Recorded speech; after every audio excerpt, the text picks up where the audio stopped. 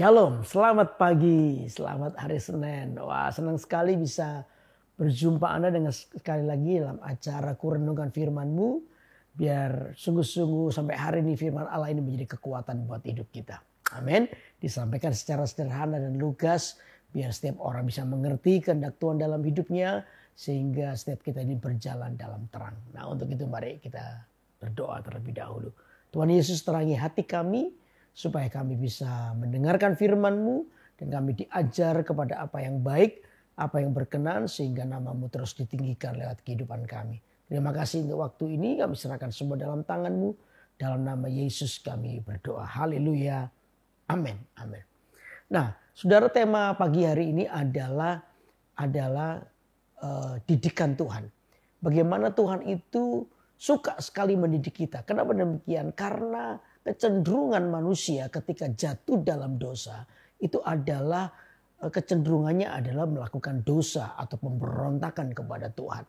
Makanya itu di dalam pertumbuhan manusia mengikuti Tuhan, Tuhan itu perlu mendidik. Di mana setiap orang yang percaya kepada Kristus bukan hanya percaya, tapi hidup dengan nilai-nilai firman Tuhan. Amin. Karena itu melalui persoalan atau apapun yang datang kepada kita, Tuhan itu selalu ada unsur mendidiknya bagi kita. Supaya Anda mengenal Tuhan bukan karena kata orang, tapi Anda mengenal Tuhan karena Tuhan sendiri yang memberikan sebuah pengalaman dalam hidup Anda. Untuk itu mari kita akan baca Alkitab kita. Dalam Ibrani pasal 12 ayat 5 dikatakan begini. Ibrani 12 ayat 5. Dan sudah lupakah kamu akan nasihat yang berbicara kepada kamu seperti kepada anak-anak. Hai anakku, janganlah anggap enteng didikan Tuhan. Dan janganlah putus asa apabila engkau diperingatkannya. Kenapa Tuhan itu mendidik kita? Kenapa Tuhan itu mengajari kita? Satu alasannya. Karena saudara dan saya adalah anak-anak Tuhan. Amin. Anak-anak Tuhan yang sungguh-sungguh hidup dalam nilai kerajaan Allah. Saya punya anak, saya ajar dia, saya didik dia untuk sungguh-sungguh menjadi anak-anak yang bertumbuh dalam nilai kebenaran. Sembari saya secara pribadi dan istri memberikan contoh teladan kehidupan. Anak-anak saya lihat saya, tapi anak-anak saya juga menerima didikan daripada saya. Karena mereka adalah anak-anak saya. Tentunya dalam hati saya ingin anak saya adalah anak-anak yang bertumbuh dengan nilai kebenaran, roh takut yang akan Tuhan itu ada dalam hidup mereka. Makanya didikan itu perlu. Didikan itu untuk menggeser semua pengertian yang salah. Tadi saya berkata bahwa setiap kita ini punya kecenderungan. Kecenderungan apa? Melakukan kesalahan, melakukan kejahatan, memberontak kepada Tuhan. Itu jiwa liar kita tuh seperti itu. Makanya kita perlu tangan Tuhan untuk mendidik kita. Mengajari kita nilai-nilai kebenaran. Supaya kita ini menjadi anak-anak Tuhan. Makanya itu ketika kita dididik kata Alkitab, hai anakku, janganlah anggap enteng didikan Tuhan. Dan janganlah putus asa apabila engkau diperingatkannya. Jangan meremehkan ketika firman Allah mengajari Anda. Penyakit kekristenan atau penyakit orang-orang yang gak mau diajar itu adalah sok tahu. Ya, mereka ini merasa tahu, pintar menasihati orang tapi tidak pernah bisa melakukannya. Ini yang coba iblis bangkitkan dalam hidup kita, ya, seorang yang tahu kebenaran tapi tidak mau hidup di dalamnya. Makanya kita disebut orang fasik. Ya, fasik itu tahu kebenaran tapi tidak mau menghidupinya. Nah, iblis coba membangkitkan itu dalam diri kita. Karena itu saudara, biarkan Anda dan saya perlu hati-hati dengan spirit ini. Makanya didikan Tuhan itu harus terjadi. Nah, sekarang didikan Tuhan itu melalui apa? Tentunya melalui persoalan. Tidak ada cara lain, saudara. Bagaimana Anda disebut sembuh kalau Anda gak pernah sakit? Bagaimana Anda menang kalau tidak pernah ada persoalan? Jadi persoalan, sakit, penyakit atau apapun juga yang datang dalam hidupmu, kadang-kadang inilah bentuk didikan Tuhan. Supaya apa? Kasih kita kepada Tuhan itu punya kualitas. Kasih kita kepada Tuhan dibangun di atas sebuah pengalaman yang tidak akan pernah terlupakan. Dan itu yang membuat Anda terus ingat kasih Tuhan. Dulu waktu aku sakit, waktu aku ngalami ini, Tuhan ditolong hidupku. Saudara, itu yang tidak akan pernah ditipu oleh setan. Setan berusaha untuk menipu Anda, tapi tiap kali peristiwa didikan Tuhan, dan Anda mengingatnya bagaimana Allah menyertaimu, itu tidak akan pernah kau lupakan. Amin. Karena itu yang pertama, Kenapa Tuhan mendidik kita? Karena kita adalah anak-anak Tuhan. Tuhan ingin Anda bukan sekedar jemaat, tapi Anda adalah anak-anak Tuhan yang hidup dalam nilai kebenaran Tuhan. Amin. Lalu ayat yang ke-6 dikatakan begini, karena Tuhan menghajar orang yang dikasihinya dan ia menyesa orang yang diakuinya sebagai anak. Yang kedua, orang yang dikasihinya. Saudara dan saya ternyata kita ini adalah orang yang dikasihi Tuhan. Menegur itu adalah bentuk perlindungan. Bagi saya teguran Tuhan itu adalah bentuk perlindungan Tuhan. Karena lewat teguran itulah saya diarahkan kepada jalan yang benar. Oleh karena teguran itulah saya diarahkan kepada kehendak Tuhan. Ya, lewat teguran itulah saya diajari nilai. Lewat teguran itulah saya diajari kebenaran. Makanya dikatakan jangan remehkan didikan Tuhan. Jangan putus asa ketika kamu dididik, diperingatkannya. Karena apa? Peringatan Tuhan itu menolong kita untuk melihat sisi kekurangan hidup kita yang mungkin kita nggak pernah lihat. Kalau saya selalu taruh prinsip ini, kalau saya sampai ditegur, berarti saya dikasihi. Orang lain menegur saya, berarti saya dikasihi. Kenapa? Saya dibantu untuk dilihat, untuk melihat satu sisi gelap hidup saya yang mungkin saya tidak pernah bisa lihat, orang lain yang bisa lihat. Makanya itu perlu ditegurkan. Ketika ditegur jangan putus asa. Sebab Tuhan ingin mendidikmu supaya Anda semakin sempurna di dalam Tuhan. Amin saudara. Jadi alasan yang kedua kenapa kita ini dididik. Karena kita ini adalah orang-orang yang dikasihinya. Saudara dan saya adalah orang yang dikasihi Tuhan. Amin. Lalu yang ketiga, jika kamu, ayat 7. Jika kamu harus menanggung ganjaran Allah memperlakukan kamu seperti anak. Di mana terdapat anak yang tidak dihajar oleh ayahnya.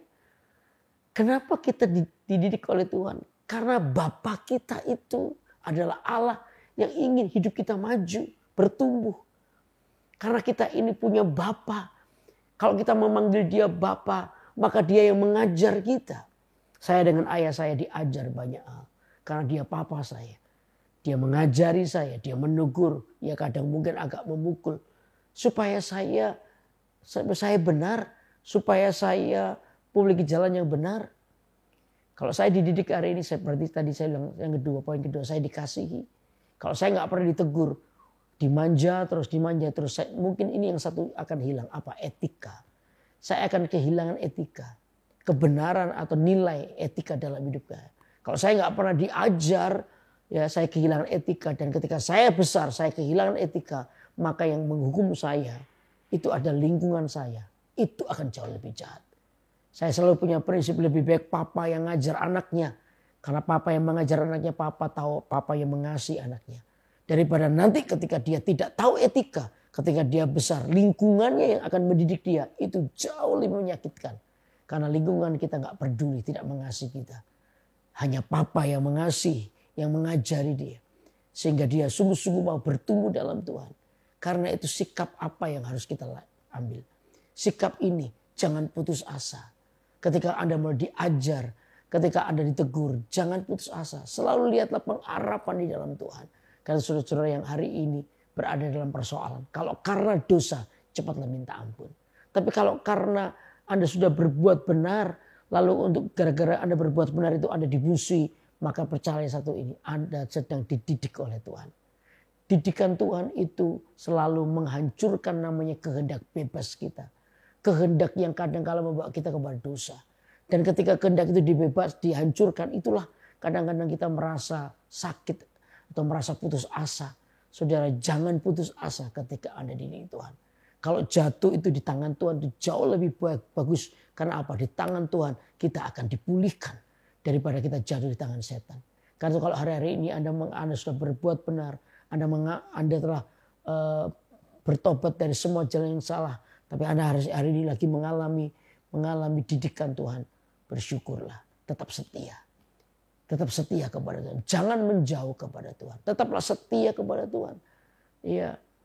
Kalau Anda tahu bahwa ada banyak kesalahan, cepat bertobat, cepat bangkit dan izinkan Tuhan pakailah hidupku.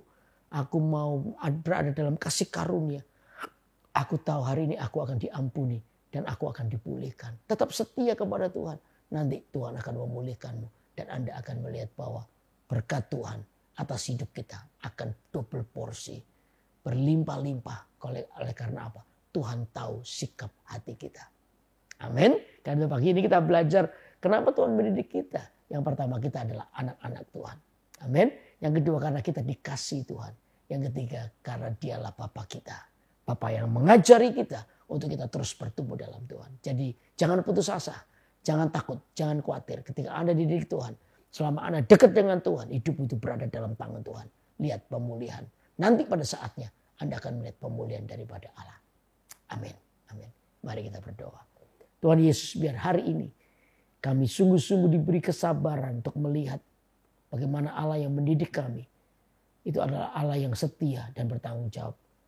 Ajari kami untuk tidak berputus asa, tidak kecewa. Kami mau mendekat kepada Tuhan. Kami mau melekat kepada Tuhan.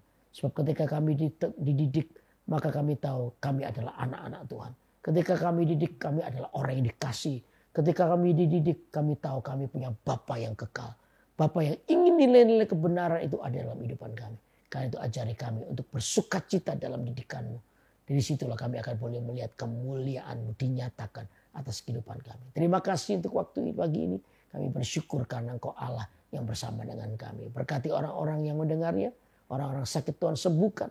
Orang-orang bermasalah Tuhan pulihkan hidup mereka. Di dalam nama Tuhan Yesus aku berdoa. Haleluya. Amin. Amin.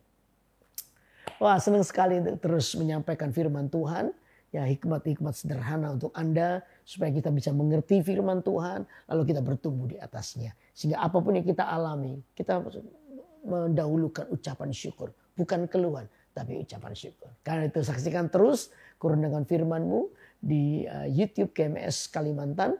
Ya, saudara yang belum subscribe silakan subscribe. Supaya saudara bisa terus terupdate acara-acara rohani yang akan memberkati Anda.